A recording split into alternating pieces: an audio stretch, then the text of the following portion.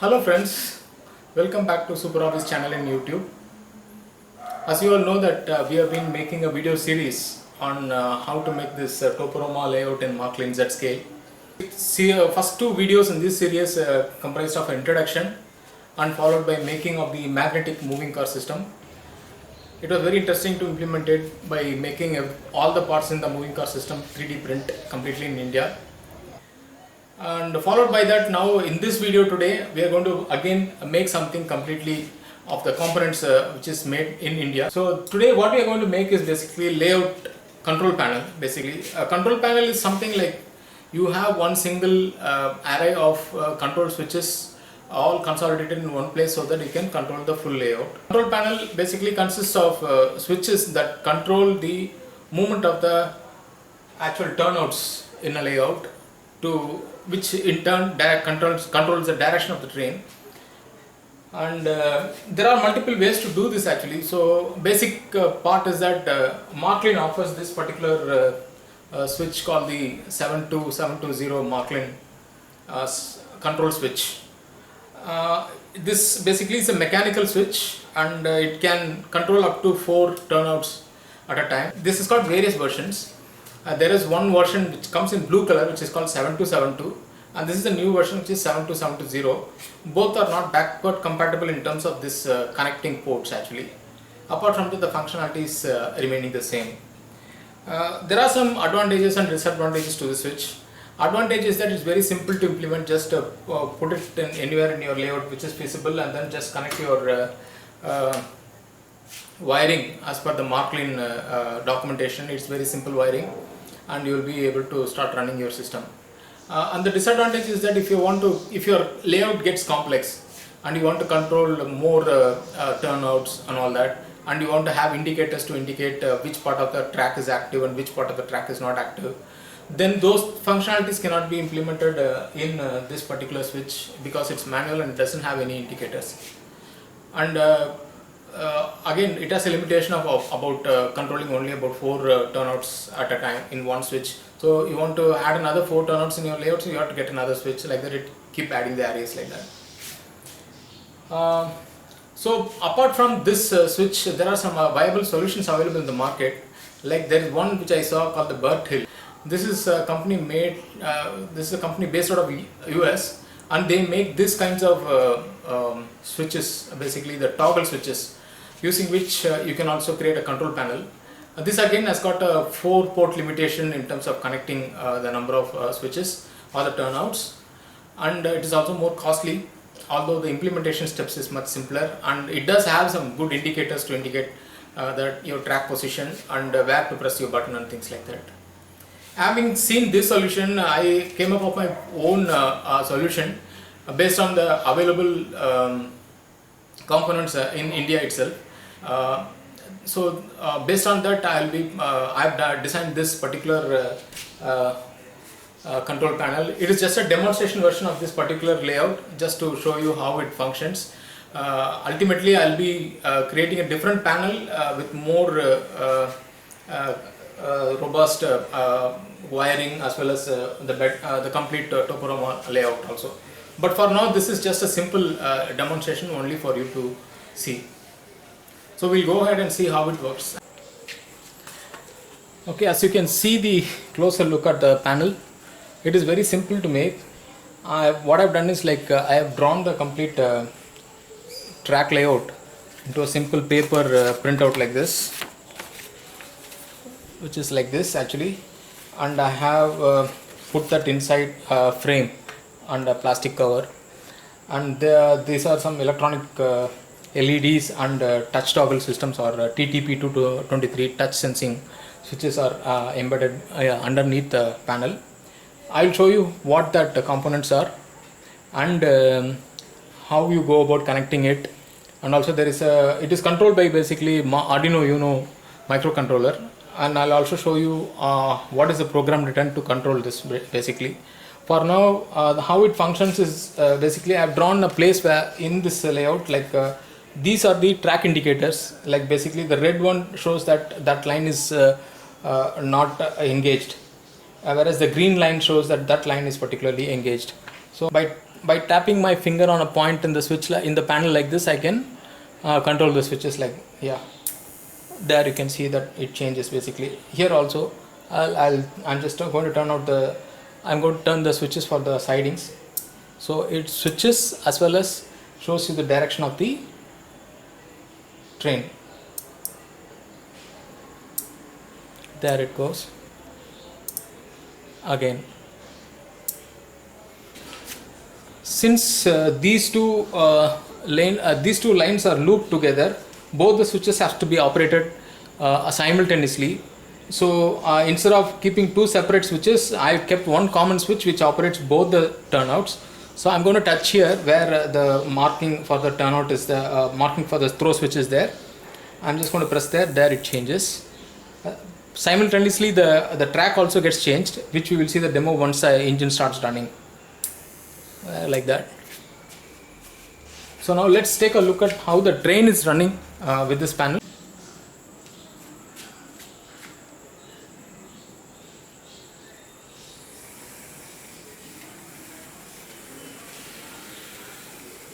Now as you can see, the train is moving on the main line, which is the second line where the green light is indicated here in the layout. Now what I'm going to do is now I'm going to I'm going to turn the switch to the side line. Now the track is indicated to the side. Now the train is moving in the other line now, as you can see. Now to see the siding operation, I'm just selecting the switch. Now the track is on the siding. I'm moving forward now.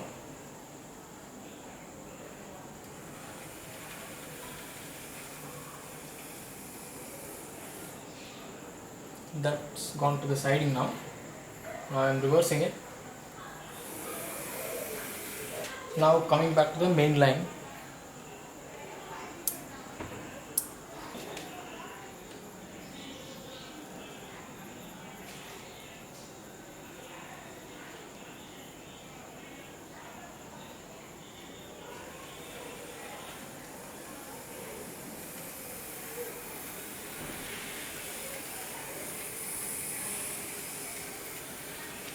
Now it's operating the main line. And here again I'm switching back to the side line. It is going.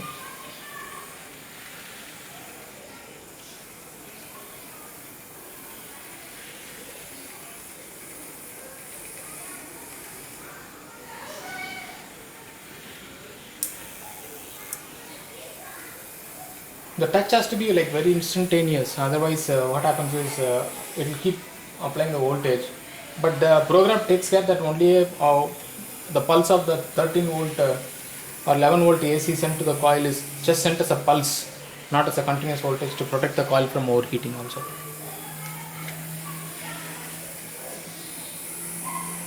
Alright, now let's see how we make this panel, which will be very useful, and it's also very cost effective.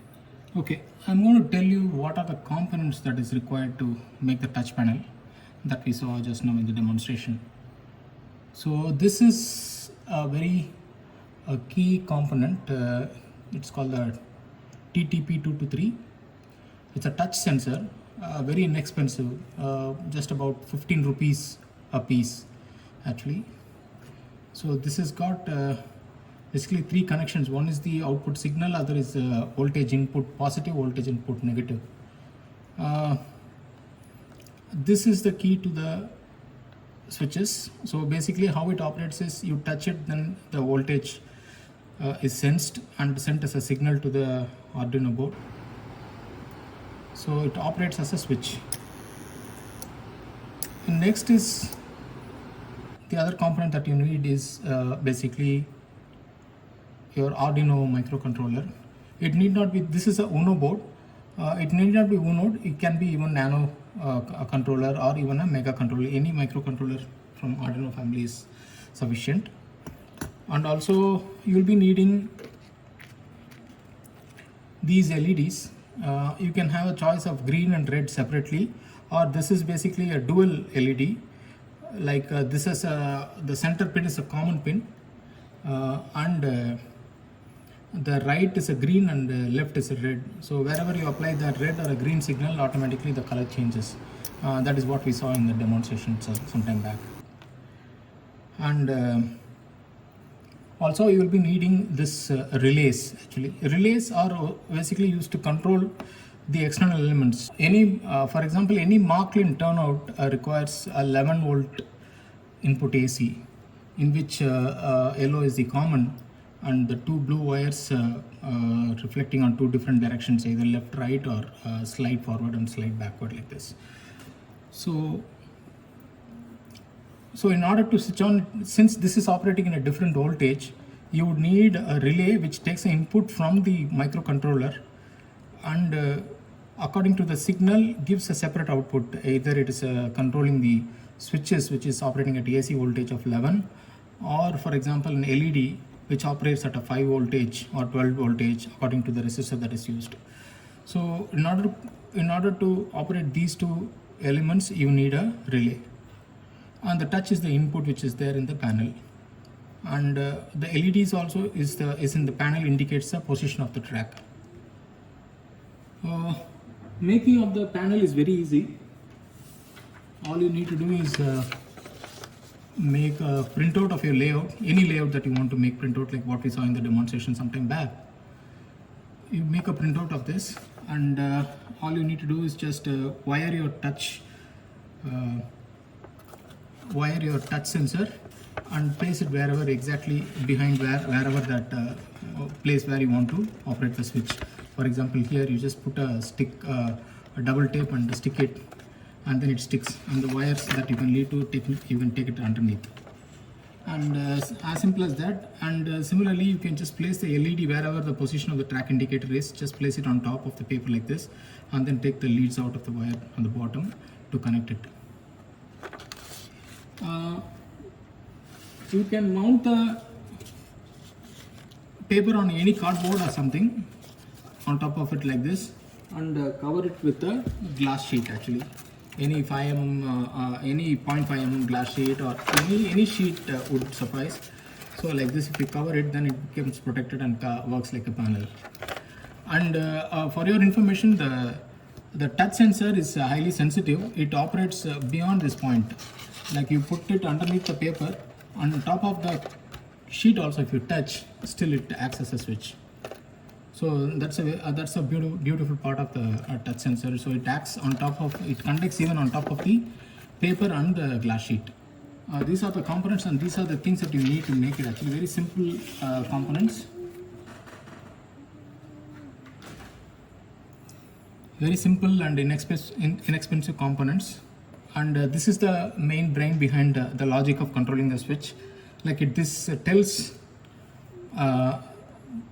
this basically receives the input from the touch sensor and sends a signal to the relay with the amount of voltage that is required to operate the duration of the voltage that is required to operate the switch. It's like just a few seconds, not even few seconds, just a fraction of a second. It will send a voltage and operate the switch in either direction. Now I'll walk you through the code or logic that is written to operate this particular panel. So that is very simple. So I'll take you back to the computer and show you how the code is written for this. Okay, so here is the program for the touch panel control. On my right hand side, I have shared the wiring diagram for this program. On the left hand side is the code actually. So this is the Arduino IDE screen, and this is just a simple PowerPoint where I am explaining the circuit. So for those who are not familiar with the Arduino Uno board, I suggest you all to go through YouTube videos on how to start up with the Uno, and how do you connect a Uno to your computer, and write a program and upload it, and how to power it and all that. There are lots of videos on this. I'm not going to cover that. That's not the scope of this particular explanation. I'm going to explain or walk you through the logic that I've written for controlling this touch panel. So this logic I'm going to walk you through is for just controlling the switch and the track position for one particular switch. The same can be repeated for any number of switch.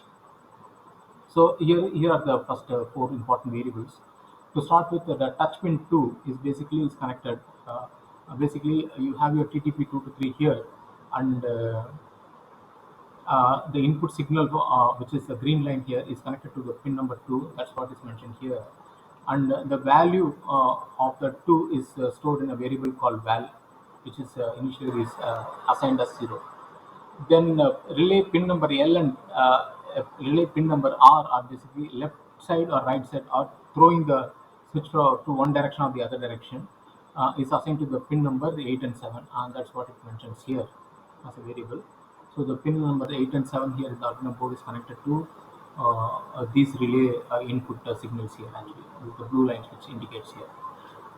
And the main signal straight and 9 and main signal the side 10 are basically the LED indicators, which I have not drawn in the circuit here. Is basically you are connecting pin number 9 and 10 to another set of relays here, same set of relays, two relays, where you connect the 9 and 10 and power it using a 12 volt or a 5 volt input source.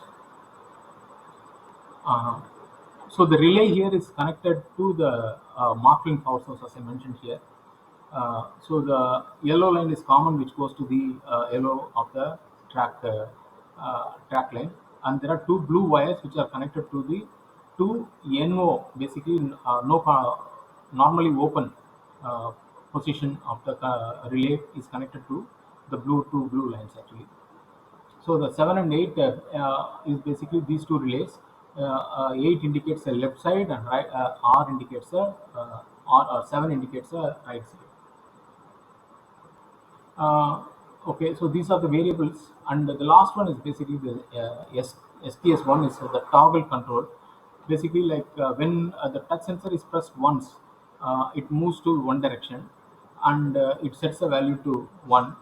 And when it is 1, the another time the user touches the touch screen, then it sets to 0 and moves to the other side. So it's basically toggling between the two wires, two blue wires, is the purpose of this particular variable actually here. Um, okay, so going with the code actually, these are the variables that we have declared. Going with the code actually, the Arduino environment actually has got two blocks of code. One is called the setup code, which runs only once in the microcontroller, and there is a code block called loop, which runs sequentially, infinite, that is. So explaining the initial setup, like I said, the touch pin, the relay pins, and the LED are assigned to input and output positions in the Arduino. So we are just telling the microcontroller that touch pin variable 2 is assigned as input, and relay pin L and relay pin R are assigned as output in the microcontroller here. And similarly, main signal straight and main signal side, which are the LED track side indicator, are also indicated as output ports here. The same set of variables are assigned for the second set of turnout. Like this, you can go on for as many number of turnouts as you want, to the as many number of ports the Arduino supports. Like Uno supports around 36, Mega supports around 56, and there are also add-on circuits which you can just connect to Uno to expand your I/O ports, and it goes endless. Like you can keep on adding as many switches as you want, and as much you can control as much complex layouts as you want. Going forward with the logic of the switching, uh, the loop basically resets relay pins to L and R, to high status, and then it reads the touch pin. Basically, when the user is touching the touch pin, there is this green line is red, and when they are touching it, the value is assigned as 1 actually. And if the value is 1 and the STS, the toggle value is 1, then we are going to handle the left side of the switch, which is relay pin L. We are setting it to low, and also we are setting the track position to high and low, which is green and red respectively. And there is also delay of 1000 millisecond. Basically, the 1000 delay is basically delay of 1 second. To denote 1 second, we put 1000 milliseconds here. So to that duration only, the power from the Marklin controller is pushed to the switch, which means beyond 1 second there is no voltage applied here, and switch is saved from over burnout. switching is completed, the toggle variable and the touch variable is reset to 0, and that prevents the burnout of the motor. And the same logic is applied for the second position of the switch, wherein this time it is R instead of L, and the status when it is read as 1 and the STS is 0, then uh, then you are throwing the R pin of the relay, which is relay pin R, which is pin number 7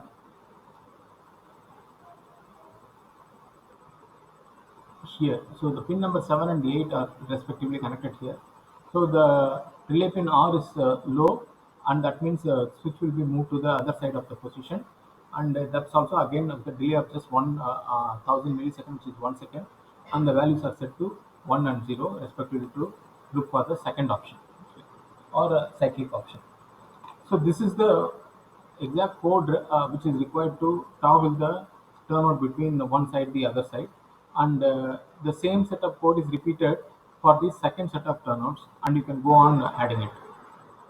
So that's the working logic of this particular touch panel. Uh, as I said, this is one of the very uh, very viable solution compared to the other solutions. I've just made a comparative analysis on this, like against the Marklin control box, the touch toggle, which is from the Beret, and also from the touch panel open source microcontroller, which we saw just now. If you consider touch panel, this open source, our solution, which you see in the demo right now, it's very very cheap.